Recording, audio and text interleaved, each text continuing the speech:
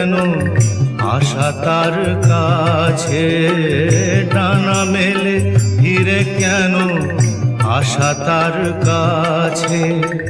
সে যেন আমার পাশে আজও বসে আছে।